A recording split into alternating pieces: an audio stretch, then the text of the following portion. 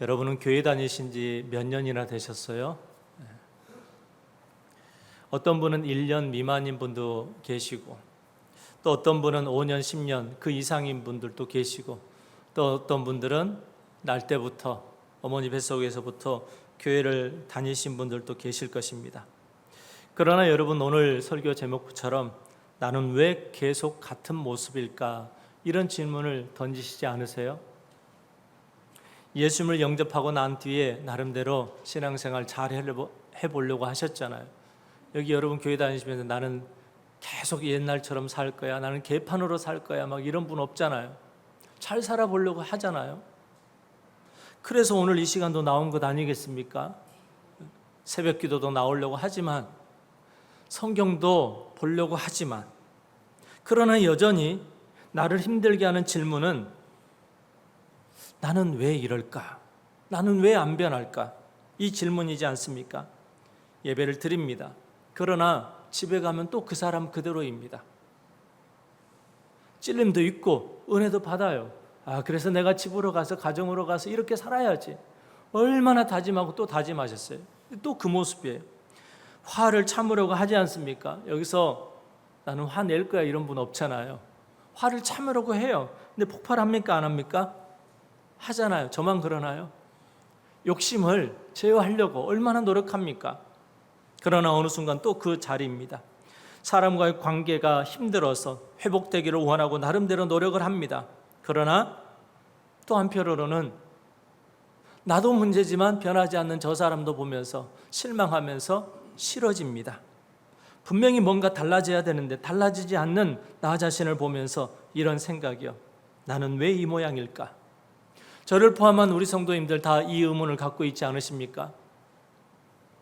이거는 단순히 보니까 의지가 약해서가 아니에요. 이걸 잘 잡으셔야 돼요. 의지가 약해서도 아니고요, 노력을 안 해서도 아니에요.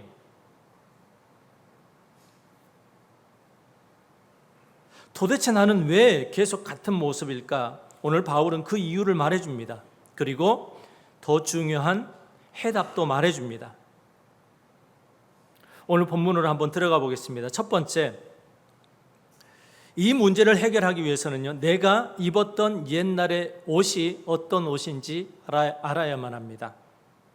22절과 24절에 보게 되면 조금 이따도 살펴보겠지만, 사도 바울은 옛사람을 벗어버리라, 그리고 새 사람을 입으라, 옷을 입는 것으로 비유를 하고 있습니다. 신앙생활은 옷을 입는 것이라는 얘기입니다. 그러니까 새 옷이 있고 헌 옷이 있어요. 그러면 여러분은 새 옷을 입고 오셨어요? 헌 옷을 입고 오셨어요?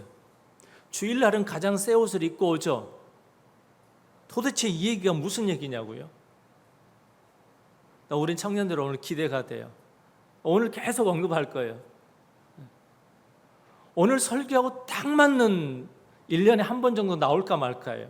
오늘 설교하고 딱 맞는 말씀, 본 어게인이요. 우리가 거듭난 새 사람이요. 이 사람은 새 옷을 입고 살거든요. 찬양은 크게 했는데 얼마나 은혜를 받을는지 모르겠어요. 기대가 되는데, 자, 오늘 사도 바울은요 17절에서 아주 무게 있게 말씀을 시작합니다. 그러므로 내가 이것을 말하며 주 안에서 증언하노니 이제부터 너희는 이방인이 그 마음에 허망한 것으로 행함같이 행하지 말라. 아멘. 자, 여기서 말하다 그리고 증언하다라고 하는데요, 이건 법정 언어예요. 여러분, 이번에 여전히 계엄 내란 재판도 계속 이어지고 있는데, 어떤 사람들이 선서를 안 하려고 그러잖아요. 왜?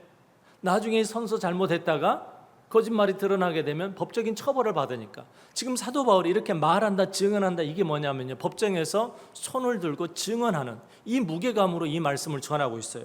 얼마만큼 중요한지, 이건 곤면이 아닙니다. 심각하게 받아들이라는 얘기입니다. 에베소 교인들은 대부분 이방인 출신입니다. 얼마 전까지 세상에서 살았던 사람이에요. 바울이 지금 그들에게 말합니다. 너희가 살던 옛날의 방식으로 살지 말아라.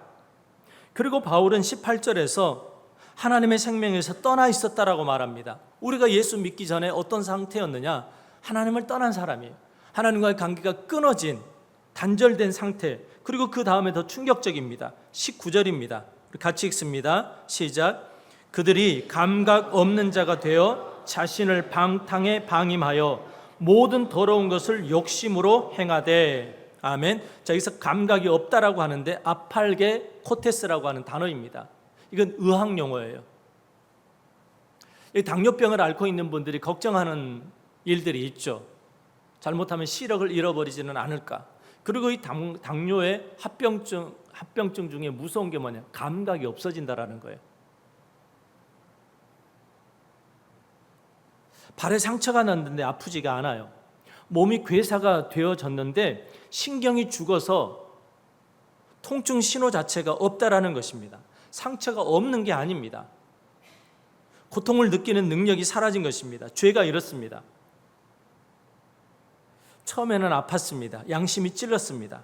근데 반복되다 보면 어느 순간 아프지 않습니다. 보세요. 여기서 결혼을 했는데 외도를 하신 분이 있다면 처음에는 분명히 찔릴 거예요. 만약에 여기서 외도를 하고 있는데 주일날 이 설교를 딱 했는데 찔려요, 안 찔려요? 찔려요. 혹시라도 여러분 페이스 잘 조절하셔야 돼요. 찔린단 말이에요. 그리고 얼마나 떨리겠어요. 모르게 문자를 해야 되고 카톡을 해야 되고 또 만나는데 또 거짓말을 해야 돼요. 그런데 여러분 그게 한 번일 때는 그렇게 떨리지만 10번일 때는요 스릴을 느낀대요. 그게 죄예요, 여러분. 감각이 없어진 것입니다. 그리고 19절에 중반부에 보게 되면 자신을 방탕에 방임하여라고 했습니다. 스스로 자리를 넘겨준 것입니다. 누가 강제한 게 아닙니다. 여러분 죄는 그렇습니다. 누가 강제한 게 아니에요. 우리 스스로가 방탕에 넘겨준 것입니다.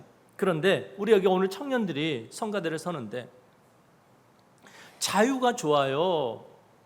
제약이 좋아요? 자유가 좋잖아요. 막 게임하지 말아라, 뭐 하지 말아라. 부모들이 얼마나 닥달을 해요. 그 부모님들도 그렇게 컸단다. 여러분 부모님들이 너 마음대로 해, 하고 싶은 대로. 담배도 피우고 싶은 대로 마음대로 피우고 술도 마음대로 먹고 다녀. 뭐 마약도 해. 이게 자유인가요? 처음엔 자유로울 수 있어요. 그러나 그게 여러분 결국에는 내가 나를 죄의 방임에 넘겨주게 되는데 이게 시간이 지나다 보면 감각이 없어져요. 그렇게 죄의 노예가 되어지는 것입니다.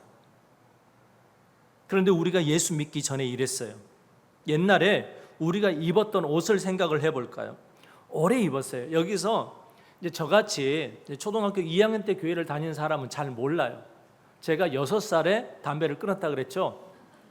제가 여러분 그 담배를 피우는데 친구하고 둘이 그 겨울에 볏짚 잔뜩 쌓여 있어요. 거기서 걔가 자기 아버지 거라고 가지고 와가지고 저에게 붙여주는데요. 한 모금 마시고요. 못 빨아들이겠더라고요. 얼마나 다행인지 몰라요. 그때 맛이 있었어 봐요. 그 끊을 때 얼마나 힘들었겠어요. 근데 여기서 담배를 피우다가 예수를 믿는 분 잘 끊어지나요? 술이 여러분 써요, 달아요? 여기서 쓰다는 분은 술 끊는 분은요. 달달하는 분은요, 마시고 있는 분이에요. 그런데 술의 단맛을 알던 사람들이 교회를 나오는데 끊기가 쉽겠냐고. 저는 누구를 본 거는 아니에요. 얼마나 힘들겠어요, 여러분. 우리가 교회를 다니면서 예수 그리스도를 믿는데 옛날에 입었던 옷이 편해요. 뭐냐? 술 마시던 자리가 편해요. 우리가 이제 여름인데 집에서 여러분은 어떤 옷이 편하세요? 집에서 입는 옷이 불편할 때가 있어요. 제가 목이 좀 두꺼워요. 그런데 사모님이 이제 집에서 입는 이 잠옷을 사줬는데 목이 쪼여가지고 제가 어떻게 한지 아세요? 이걸 뜯었어요. 칼로 잘랐어요. 가위로. 도저히 숨이 조여서 입을 수가 없어요. 집에서 여름에 여러분 축 늘어진 우리 메리아스 친근하잖아요. 얼마나 메리아스가 편해요. 집에서 여러분 정장 입고 계신 분이 없어요. 집에서 청바지 입고 있는 분이 없어요. 드라마는 다 뻥이에요.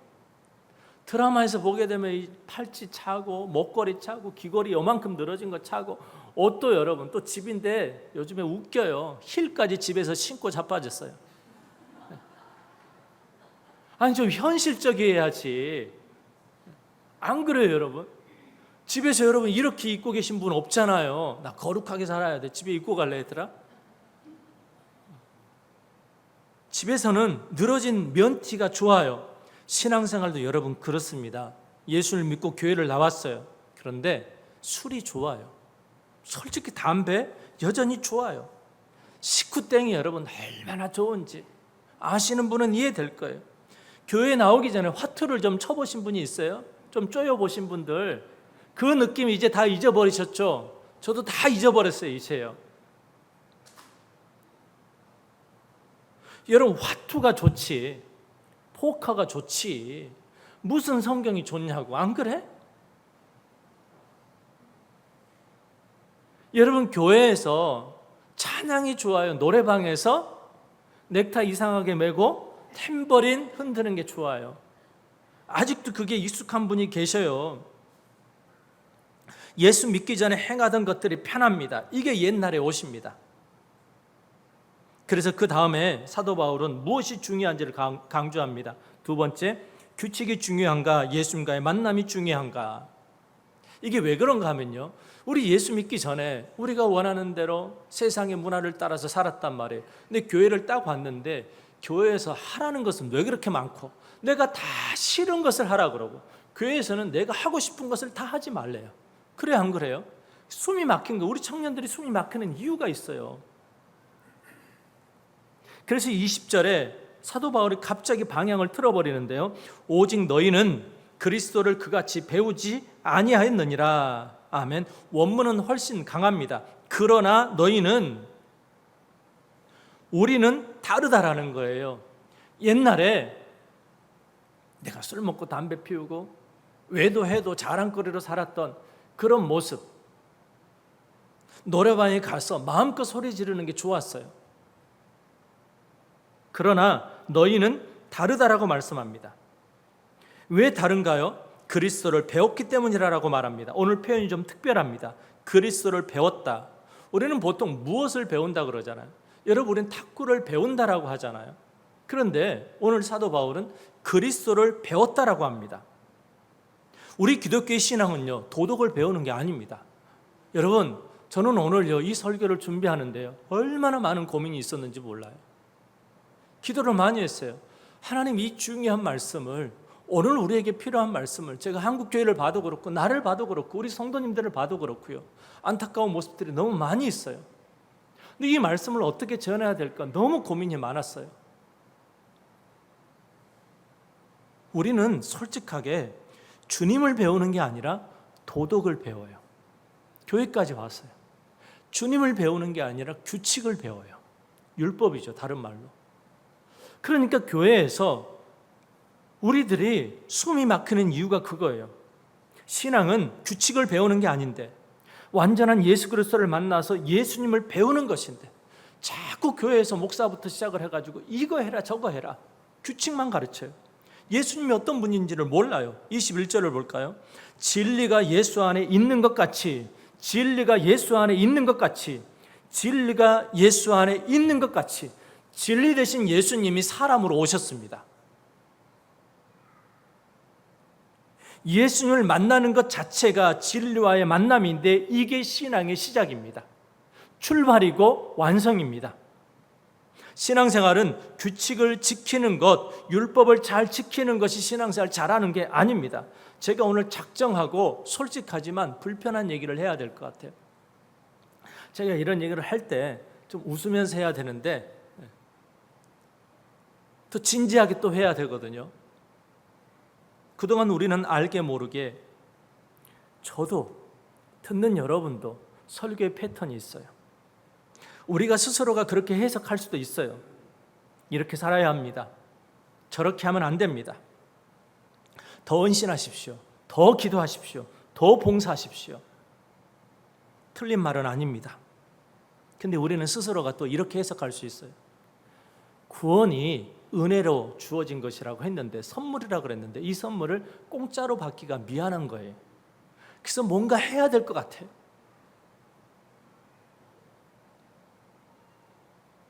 규칙을, 이 율법을 강조한 설교가 틀린 말은 아닙니다. 그러나 너무나 중요한 게 빠져 있습니다. 설교를 들으면서 우리가 찔리거든요. 결단도 합니다. 그런데 일주일이 지났습니다. 또 제자리입니다. 결단합니다. 노력합니다. 그런데 한 달이 지나면 또 그 자리입니다. 왜 그런가요? 설교에 문제가 있을 수 있습니다. 우리가 잘못 잡을 수 있습니다. 뭐냐? 설교는 방향만 있게 된다면 그 문제입니다. 동력이 없습니다. 설교가 이렇게 살아야 됩니다. 방향을 제시해 줬습니다. 근데 우리 살려고 노력합니다. 그러나 방향은 아는데 동력이 없어요. 에너지가 없어요. 순종할 수 있는 힘이 우리들에게 없어요. 내가 어디를 향해서 가야 될지, 무엇을 해야 될지도 알아요. 만약에 보세요. 제가 담배를 못 끊었다. 그러면 끊어야 되는 걸 알겠어요? 모르겠어요? 제가 이번에 교회 공사를 하면서요. 이제 좀 힘이 빠져요. 그러다가 먹을 게 없나? 없어요. 공사하는 분들한테 냉장고 있는 거 뻔히 아는데 드려야 되잖아요. 근데 먹을 게 없는데 추파춥스인가요, 그거? 그걸 제가 이렇게 하는데 6살 때 버릇이 나왔어요. 이렇게 잠깐 했어요. 그것도 교회 앞에서. 하얀색이잖아요, 막대가. 깜짝 놀랐어요, 제가. 혹시나 교인들은 아니더라도 동네 분들이 제가 교회를 들락날락 하는데 알 것 아니겠어요. 제가 이렇게 하다가 바로 이렇게 바꿔 잡았어요. 제가 만약에 담배를 못 끊는다 얼마나 불편하고 힘들겠어요. 네, 진짜 문제가 뭘까요? 담배를 못 끊는다면 죄책감에 시달리잖아요. 해야 되는 거는 알겠어요. 끊어야 되는 것 알겠어요. 그런데 안 돼요. 저는 이런 생각을 자주 합니다. 오해는 하지 마세요. 교회에서 봉사 열심히 해야죠. 해야 돼요. 그러나 제가 다짐한 게 있어요. 이 설교를 준비하면서 또 다짐했어요. 나는 성도들로 하여금 교회에서 일하는 기계로 만들지 않겠다라는 거예요. 왜? 제가 목사인데요. 간혹가다 이런 생각이 들 때가 있어요. 저렇게 숨이 막힐 정도로 가정은 어떻게 하라고? 직장생활은 어떻게 하라고? 돈 벌어서 교회 다 갖다 바치라고?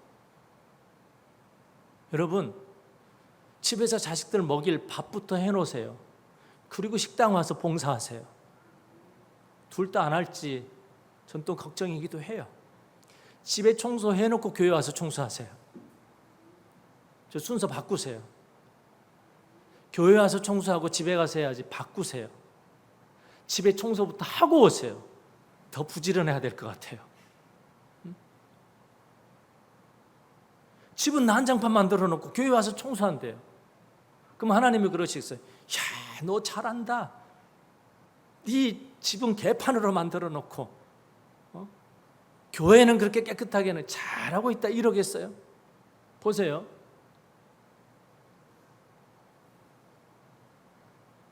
집에 냉장고가 텅 비었어요. 냉동실이고 냉장실이고 곰팡이가 막 쓸어 있어요.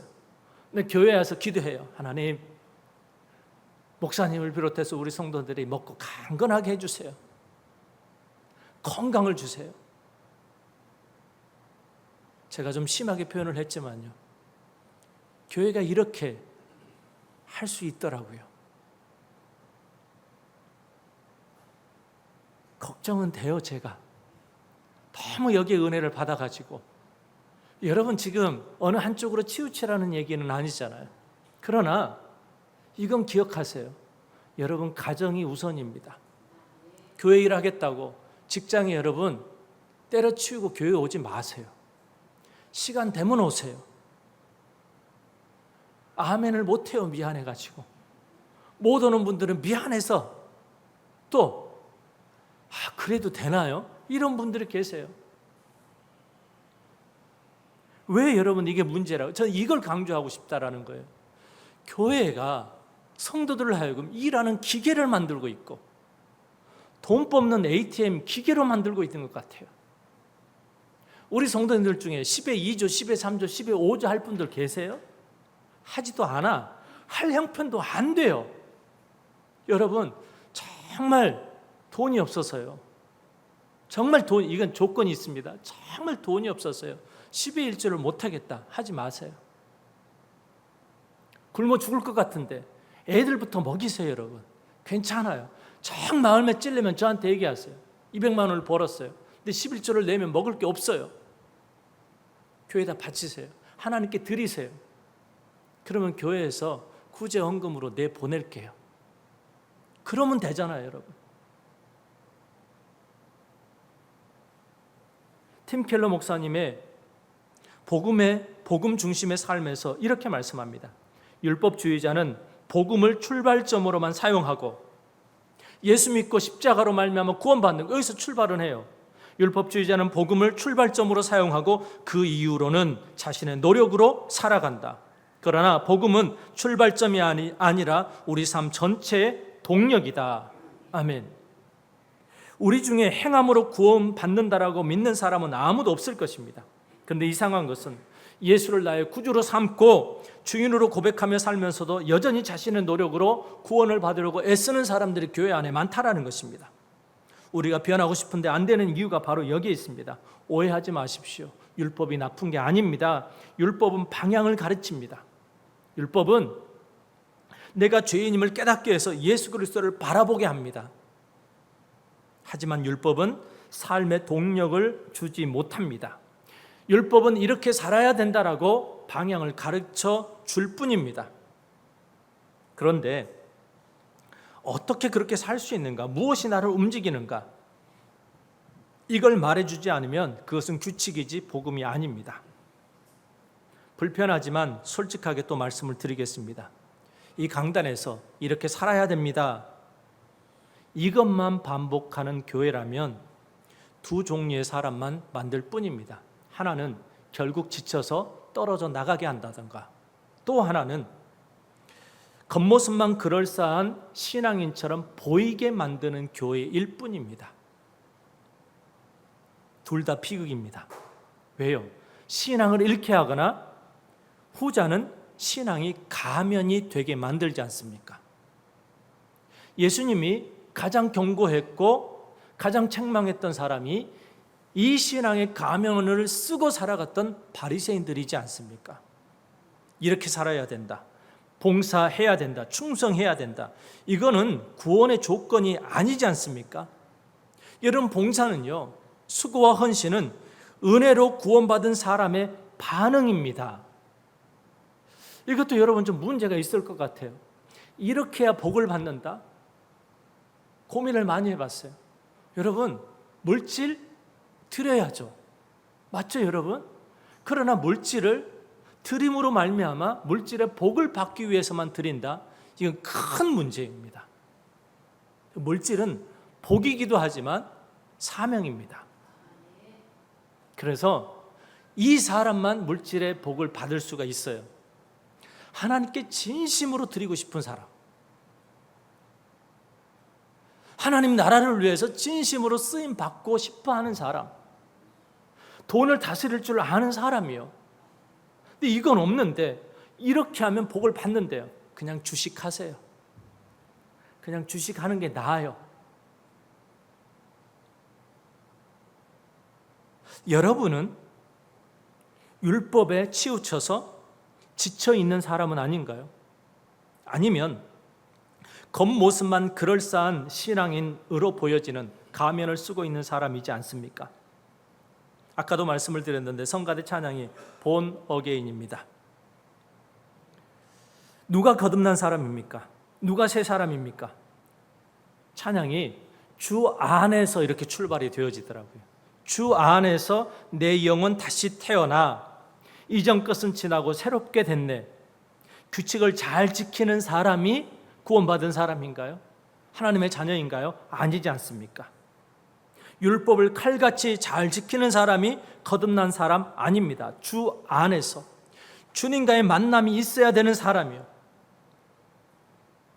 율법이 아닙니다. 우리 신앙은요, 규칙을 중요하게 여기는 게 아닙니다. 예수님과의 관계를 더 중요하게 여깁니다. 우리 기독교는 살아계신 예수님과의 만남이 먼저입니다. 그 다음이요. 이제 가장 중요한 부분이라 이 부분이 시간이 가장 많이 할애가 될 것 같은데, 세 번째, 옷장을 열고 새 옷을 입어라. 22절에서 24절 말씀 같이 읽습니다. 시작. 너희는 유혹의 욕심을 따라 썩어져가는 구습을 따르는 옛사람을 벗어버리고 오직 너희의 심령이 새롭게 되어 하나님을 따라 의와 진리의 거룩함으로 지으심을 받은 새 사람을 입으라. 아멘. 벗어버리고 새롭게 되어 입으라. 그러나 여러분, 이 원어의 구조를 보면 이 말씀은요, 우리 성경에는 명령형으로 보이죠. 명령형이 아닙니다. 바울이 이제부터 이렇게 해라 말씀하는 게 아닙니다. 21절 끝에 보게 되면 가르침을 받았을 찐데, 이걸 기억하시고 22절로 들어가야만 합니다. 무슨 얘기입니까? 가르침을 받으라 이 얘기가 아닙니다. 가르침을 이미 받았습니다. 예수님을 처음 만났을 때 우리 성도님들 중에 예수님을 가르침을 받지 않은 사람 한 분도 없습니다. 이미 다 알고 있습니다. 그런데 여기서 이 사도 바울이 가르침을 받았을진데 그리고 입으라, 이런 표현들이 어떤 표현인가 하면, 여기 혹시 세례를 받았는데 침례를 받으신 분 계시나요? 제가 군대에 있을 때 이 순복음교회를 다닌 적이 있거든요. 몇 년 동안. 근데 제가 장로교에서 세례를 받았다 그랬는데도 꼭 침례를 받으래요. 그래서 제가 목욕탕에 네시 몇 분인가 가가지고요 침례를 받았어요. 그런데 성가대 가운을 입혀주더라고요. 그런데 이 초대교회에 이 당시에 침례는 어떻게 했는가 하면, 옛날에 옷을 그냥 작은 옷을 입고 있어요. 그리고 들어가요. 그리고 그것을 벗고 새 옷을 입어요. 이게 이 당시에 세례 침례였습니다. 우리는 그냥 깨끗한 옷을 입고 들어가잖아요. 이 의식은 무엇을 말씀하는가 하면, 옛사람은 그때 세례 때 벗겨졌다. 새 사람이 그때 세례 때 이미 새 옷이 입혀졌다. 이것을 의미하는 것입니다. 24절에서 새 사람이 어떻게 정의되는가? 지으심을 받은 새 사람. 내가 하는 게 아닙니다. 하나님을 따라서 지으심을 받은 새 사람, 본질적으로 이제 완전히 달라진 사람. 이게 무슨 뜻이냐? 자, 여러분 예수님 믿으세요? 그러면 내가 이렇게 살아야지 당연히 필요해요.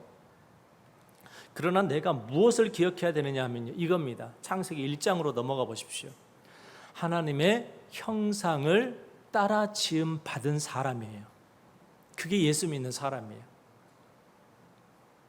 새 옷을 입는다라고 하는 것은 내가 하나님의 형상을 따라 입은 사람이지, 이것을 기억하는 거예요. 도덕적으로 좀 더 나은 사람이 되라는 게 아닙니다. 하나님은 처음 인간을 만드셨을 때 당신의 형상으로 만들었기 때문에 우리가 예수를 믿는다면 그때의 상황으로 돌아가 보는 것, 내가 어떤 사람인지, 누구에 의해서 지음을 받았고 누구를 닮았는지, 그것을 기억하는 것입니다. 이게 얼마나 놀라운 이야기인지 모릅니다. 여러분, 오해하면 안 됩니다. 이미 새 사람이다 이 말을 듣는 순간 어떤 분들은 이런 마음이 드실 거예요. 그럼 됐네. 이미 됐으면 내가 뭘 더해? 이제 가만히 있다가 내가 천국 가면 끝나는 것 아닌가? 이렇게 받아들일 수 있는 사람이 있어요. 아주 편리한 오해입니다. 이게 여러분 잘 받아들이셔야만 하는데, 결혼을 한 사람이 있습니다. 법적으로 혼인신고를 했습니다. 이제 부부입니다. 그러나 집에 가면 배우자를 남남처럼 대합니다. 각자 밥 먹고 각자 자고 서로 아무 관심이 없습니다. 이게 결혼인가요? 법적 신분은 부부인데 실제 남과 같이 살아가는 사람이 있습니다. 그런데 이게 오늘 우리들일 수 있다라는 거예요. 세례 받았습니다. 예수님 믿습니다. 신성교회 등록 교인입니다. 새 사람이라고 하는 신분이 있습니다. 그런데 월요일부터 토요일까지 사는 방식은 세례 받기 이전의 모습입니다. 화내는 것도, 돈 쓰는 것도, 사람 대하는 것도, 말하는 것도, 생각하는 것도 하나도 안 바뀌었습니다. 일주일에 168시간입니다. 오늘 교회에 나와 있는 이 1시간, 2시간, 166시간은 내 마음대로 삽니다. 여러분, 조금 더 여러분이 날카롭게 들릴 만한 얘기를 좀 해야 되겠습니다. 우리가 예수를 믿습니다. 그런데 내가 예수를 믿는다라고, 나는 기독교인이라고 말을 하는데 나 때문에 주변 사람이 힘들다면 그게 심각한 것입니다. 교회 직분이 있습니다. 목사고 장로고 집사고 권사입니다. 그런데 집에 가면 가족들이 나 때문에 숨이 막혀 힘들어합니다. 오래 교회 다녔다라는 이유로 이런저런 규칙은 잘하니까 다른 사람을 함부로 대하고 자기 기준으로 판단합니다. 그렇게 상처를 주는데도 미안함이 없습니다. 그 사람은 신분은 바뀌었을지 모르지만 아직 새 옷을 입은 사람은 아닙니다. 새 옷을 받은 것과 새 옷을 입고 사는 것은 다릅니다. 제가 오늘 옷 비교를 좀 할 거예요. 옷장에 옷이 있습니다. 내 거예요? 아니에요? 어려운 비유인가요? 옷장에 옷이 있어요. 내 옷이에요. 그러나 옷장에 옷이 있는 것과 그 옷을 입는 것과는 다릅니다. 탈북민들의 이야기를 제가 들은 적이 있습니다. 목숨을 걸고 북한을 탈출했어요. 중국을 거쳐 오기도 하고 제3국을 거쳐서 오기도 합니다. 자유를 얻었습니다. 그리고 드디어 대한민국 국민이 되었습니다. 법적으로, 신분적으로 완전히 대한민국 자유를 얻고 삽니다. 그런데 탈북민들이 힘들어하는 지점이 이겁니다. 자유를 줬는데 자유를 못 누립니다. 자유롭게 선택하는 것 자체가 그들은 두렵다라고 하더라고요. 마트를 갔어요. 그런 마트를 생전에 본 적이 없어요. 마트에 가보니까 예를 든다면 탄산음료가 몇 가지나 될까요? 과자가 수백 가지가 넘어요. 무엇을 살지를 모르겠어요. 평생 통제 속에서 살았기 때문에 자유가 주어졌는데 이 자유를 어떻게 써야 될지를 몰라요. 신분은 자유인인데 삶의 방식은 여전히 통제 속에서 사는 게 익숙하다라는 거예요. 그래서 탈북민들을 돕는 분들이 옆에 있잖아요. 그분들이 가장 먼저 하는 게 뭐냐? 당신 하고 싶은 대로 하세요. 당신 사고 싶은 거 사세요. 어디를 가려고 해도 겁이 나요. 당신 가고 싶은 대로 가라라는 거예요. 그런데 이게 왜 힘드냐? 몸으로 살아가는 게 어려워요. 그렇게 안 살아봐서. 그리고 제가 이 이야기를 듣고요, 실제 간증인데 굉장히 혼란스럽더라고요. 탈북민들이 교회를 나오는데요, 어떻게 북한하고 교회하고 똑같냐라는 거예요. 교회를 나왔는데 교회에서 여전히 자유를 억압하더래요. 교회 오니까 이거 해라 저거 해라 이것밖에 없대요. 북한에서 이거 해라 저거 해라 이거밖에 없었는데 교회까지 오니까 이거 딱 하나 바뀌었대요. 김정은이 하고 하나님만 바뀌었대요.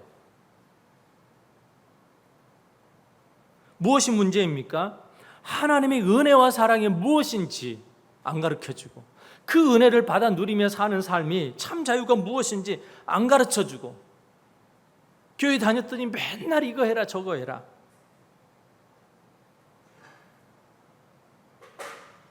사실 교회 안에 이게 여전히 존재하더라고요. 우리 교회는 교회를 나오고 어떤 교회에서 장로로 섬겼든 권사로 섬겼든 우리 교회에 와서는 1년 동안 봉사를 못합니다. 신성교회 법입니다. 하고 싶어도 우리 교회에서는 못합니다. 근데 교회가 좀 이상한 게 있더라고요. 예수 그리스도를 믿어요. 그리고 이제 곧바로 훈련으로 들어가요. 왜? 충성스러운 일꾼을 만들어야 돼요. 근데 제가 이 비유가 좀 극단적일 수 있겠지만 하나님 믿고 난 다음부터 훈련해서 제자로 삼아요. 틀린 건 아닙니다. 근데 이런 경우가 있어요. 북한에서 넘어왔어요. 익숙하지가 않아요. 그런데 이 비유가 교회를 나왔는데 이제 겨우 엄마 아빠를 찾아요. 입을 이제 어렵게 하나님을 아버지라고 불러요. 걸음마 이제 겨우 뛰어요.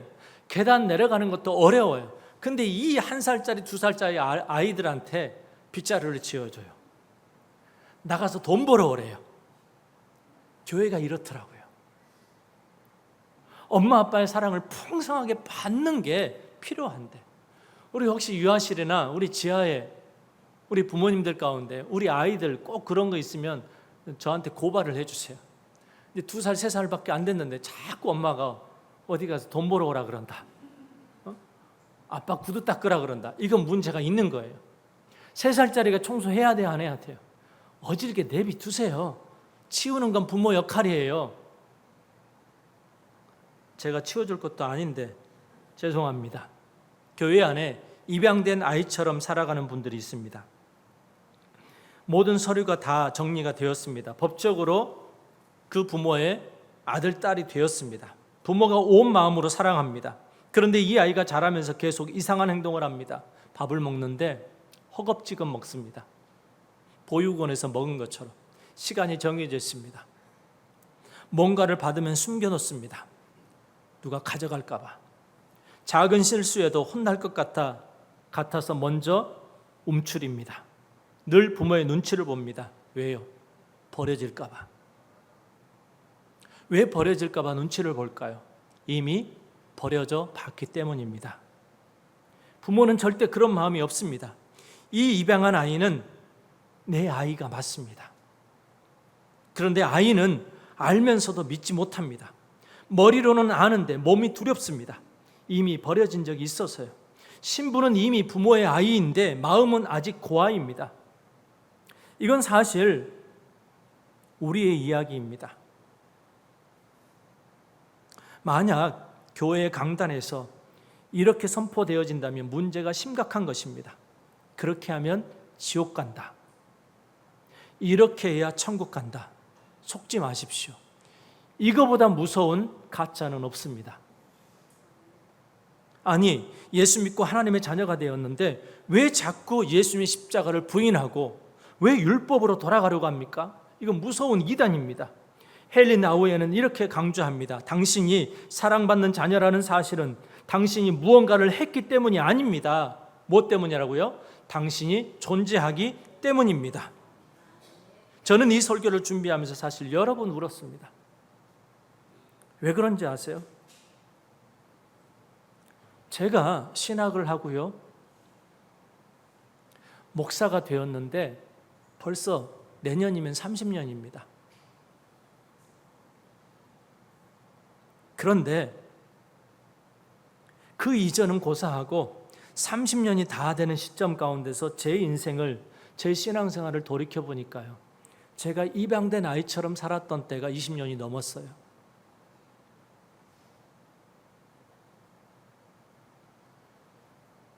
우리 성도님들 중에 저처럼 입양된 아이처럼 사는 분들이 있어요. 이미 주님의 십자가의 은혜로 구원을 받았는데, 하나님의 자녀가 되었는데 또 자녀로 인정을 받으려고 그래요. 그렇게 율법을 지키려고 몸부림을 칩니다. 왜요? 잘못하면 버림받을까 봐, 지옥에 떨어질까 봐. 아니, 저같이 장로고 보수, 개혁주의 목사가요. 우리는 예수를 믿습니다. 하나님의 자녀가 되었습니다. 본 어게인, 거듭난 사람이 되었습니다. 그러면 버림받지 않습니다. 잘못하고 실수해도 절대로 버림받지 않습니다. 여러분이 더 충분히 잘해야 하나님께 사랑을 받는다고요? 속지 마십시오. 더 열심히 헌신해야, 더 열심히 봉사해야 하나님의 자녀라는 신분이 유지되는 게 아닙니다. 그러면 여러분, 입양된 그 아이한테 필요한 것은 무엇일까요? 부모한테 잘하는 것이요? 아닙니다. 그 부모의 사랑이 진짜라고 하는 것을 믿는 것입니다. 그 믿음의 자리에 있을 때 허겁지겁 먹지 않습니다. 움츠러들지 않습니다. 버림받을까 봐 두려워하지 않습니다. 사실 저도 고백합니다. 저도 지옥에 떨어질까 봐 두려워했던 때가 많았습니다. 저도 버림받을까 봐 두려워했던 때가 많았습니다. 설교는 그렇게 안 했는데, 그런데 하나님은 어느 날 다른 것 아무것도 따지지 않고 나는 그냥 네가 좋다라고 하셨습니다. 나는 이 목사의 길을 갈 자격이 하나도 없는데, 바울이 오늘 에베소 교인들에게, 그리고 오늘 우리들에게 말씀합니다. 너희는 이미 달라졌다라고 말씀합니다. 다르게 살아야지만이 하나님 자녀가 되는 게 아닙니다. 다르게 살아야 버림받지 않고 하나님 자녀로 살 수 있는 게 아닙니다. 이미 우리는 예수 그리스도를 믿는다면 바뀌어졌습니다. 새 사람이 되어졌습니다. 그러나 저는 또 잘 알고 있습니다. 내가 새 사람이 되었다고요? 저 어제도 넘어졌는데요. 오늘 또 넘어질 텐데요. 내일 또 넘어질 텐데요. 그래도 내가 새 사람이 되었다라고요? 그 마음 잘 압니다. 제가 경험해봐서 잘 압니다. 그러나 이제 속지 마십시오. 그거는 거짓말입니다. 제가 현실적인 비유를 드릴게요. 이래도 아멘이 잘 안 나와서. 혹시 여러분 옆에 500만 원짜리, 1000만 원짜리 백 있는 분 손 들고 계신 건 아니죠? 그러면 여러분은 500만 원짜리가 아니라 100만 원짜리 백이라고 쳐보자고요. 그 100만 원짜리에 커피 묻었다고 그래서 그 오염이 안 지워져요. 버리실 분 손. 500만 원짜리인데 어디 날카로운 것에 찢겼어요. 버리실 분 손. 자, 1000만 원짜리 샀어요. 사줬어요. 아무튼 제가 여러분 보면 불쌍해. 그런 백이 하나도 없어서. 있으면 그냥 자연스럽게 부담 없이 들고 다니세요. 그러면 그 1000만 원짜리를 딱 샀어요. 분명히 백화점에서는 예뻤어요. 나한테 어울렸어요. 아, 그런데 교회를 왔는데 나랑 안 어울려. 버리실 분 빨리 손 드세요. 저한테 버리세요. 저한테 버려주세요.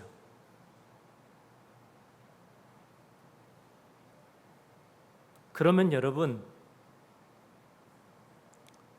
어떻게 하나님이 여러분을 버립니까? 50만 원짜리 백도 못 버릴 텐데 하나님이 우리를 버린다고요? 내가 좀 오염됐다고, 내가 좀 더러워졌다고, 내가 실수했다고, 내가 넘어져서 좀 찢겼다고 하나님은 우리를 버린다고요? 그런 거짓말에, 그런 가스라이팅에 속지 마세요. 어떻게 버립니까? 내가 누군데요? 내가 예수 그리스도를 믿는다면 내가 얼마치라고요? 예수님 어치라 그랬잖아요. 독생자를 내어주시고 십자가에 내어주시고 그 피로 나를 샀는데 어떻게 우리를 버립니까?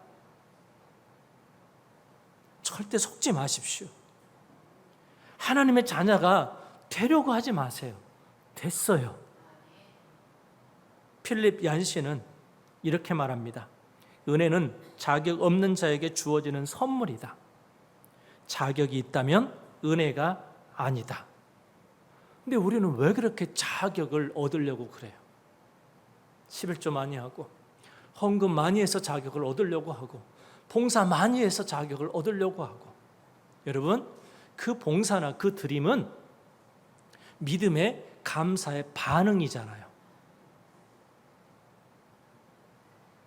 내가 하나님 자녀의 조건을 얻으려고 하는 그 자격이 아니잖아요. 여러분, 예배를 드림으로 하나님의 자녀된 자격을 얻습니까? 아니잖아요. 이 예배는 하나님 자녀로서의 반응이잖아요. 물론 저는 또 너무나 잘 알고 있습니다.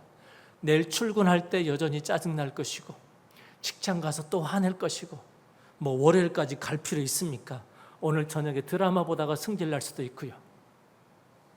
그게 우리들입니다. 오늘 식당에 내려가서 내 입맛에 안 맞는다고 우리 또 시험에 들 수도 있습니다. 그래서 또 우리는 넘어져서 죄책감에 시달리고 하나님 앞에 고개를 들지 못할 수도 있습니다. 그러나 그때 외치십시오. 나는 하나님의 형상을 따라 지음받은 새 사람이다. 마지막 비유 하나 하고 마치겠습니다. 그래도 여러분 또 내일 죄책감이 시달릴 거예요. 또 자격을 받으려고 또 노력할 거예요. 그러나 우리는 이제 새 사람을 입었다 그랬어요. 예수님 십자가의 피로 하나님의 자녀가 되었어요. 제가 요즘에요 성애기한테 전화를 자주 받아요. 별로 그럴 때가 없었는데 좋아요. 어제도 전화 받았거든요. 네, 다음 달에 또 우리 창구가 군대를 가요. 군대 가는 기념으로 오늘 성가대를 섰어요. 이상한 게 있어요. 군대 가잖아요. 20살에 가고 누구는 22살, 20대 후반에도 갑니다. 분명히 부모의 눈에는 다 어린아이잖아요. 여전히 애예요. 참 이상한 게 있어요. 군대 가서 훈련소에 가서 딱 군복을 입혀놨어요. 애들이 달라져요. 언제 총을 쏴봤어요? 언제 그렇게 훈련을 했습니까? 이상한 게 있다니까. 옷만 입혀놨다 하면 군인이 돼요. 그래서 우리는 30대도 40대도 군인 아저씨라고 부르잖아요. 군복을 입혀놓으면 달라요. 그런데 또 이상한 게 있어요. 휴가 나왔잖아요. 집에서 반바지 입고 있으면 또 어떻게 돼요? 애들이 또 그 아이로 돌아가요. 여러분 내일 세상으로 나아갈 때 우리가 군복을 입고 가야 되겠어요? 반바지를 입고 가야 되겠어요? 새 옷을 제발 입고 가세요. 새 옷은 하나님께서 이미 옷장에 준비를 해 놓으셨습니다. 어떻게 해요? 내 노력이 아니라 예수 그리스도를 믿음으로 말미암아 준비해 놓으셨습니다. 내가 그 옷을 만드는 게 아닙니다. 그러면 우리는 그것을 믿음으로 입고 나가면 됩니다. 오늘 찬양이 결론을 얘기합니다. 내 모습 이대로 사랑하시네. 깨끗해서가 아니에요. 노력해서가 아니에요. 연약함 그대로 사랑하셔요. 내 모습 그대로 받아주신 하나님이요, 나의 연약함을 다 아시면서도 사랑하신 그 주님이요. 그래서 마지막 가사처럼 이제 본 어게인, 새 사람이 되었으므로 새 옷을 입고 남은 생애에 주님과 동행하는 우리의 삶이 될 수 있기를 주님의 이름으로 축원합니다. 우리 다 같이 찬양합니다. 내 모습 이대로 사랑하시네. 내 모습 이대로 사랑하시네. 연약한 그대로 사랑하시네. 나의 모든 발걸음 주가 하시나니 날 인도하소서. 내 모습 이대로 내 모습 이대로 사랑하시네. 연약함 그대로 사랑하시네. 나의 모든 발걸음 주가 하시나니 날 인도하소서. 주의 날개 아래 거하는 것, 주의 임재 안에 거하는 것, 나의 가장 큰 소망, 나의 가장 큰 은혜, 주와 함께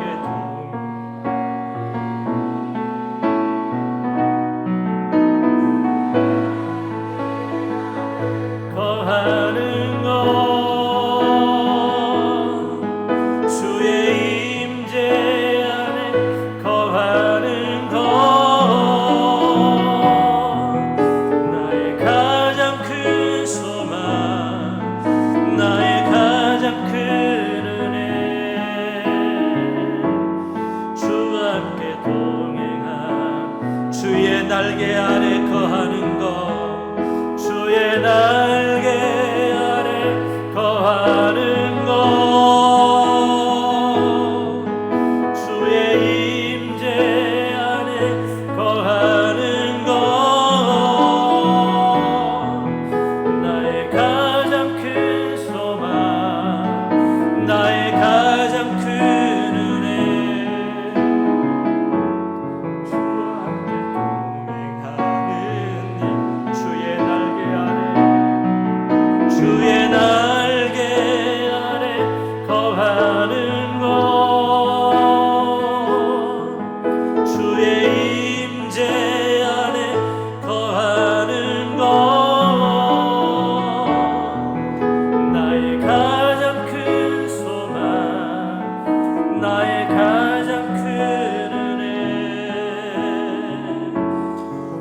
함께 동행하느니. 우리 잠깐 다 같이 기도하시겠습니다. 아직 예수 그리스도를 믿지 않는다면 마음의 문을 열고 예수 그리스도를 영접할 수 있도록 성령 하나님께 간구하는 시간 되어지기를 원합니다. 또한 예수 그리스도를 믿는다면 하나님의 자녀가 되었고 그리스도의 십자가로 의의 옷, 새 옷을 입은 거듭난 자, 새 사람임을 잊지 않기를 원합니다. 나의 노력으로가 아닌 하나님이 만드셔서 내어주신 새 옷을 입고 하나님의 형상을 회복하고 주님과 남은 인생 살아가는 그런 복된 자가 되기를 원합니다. 우리 주여 한번 외치고 기도하시겠습니다. 주여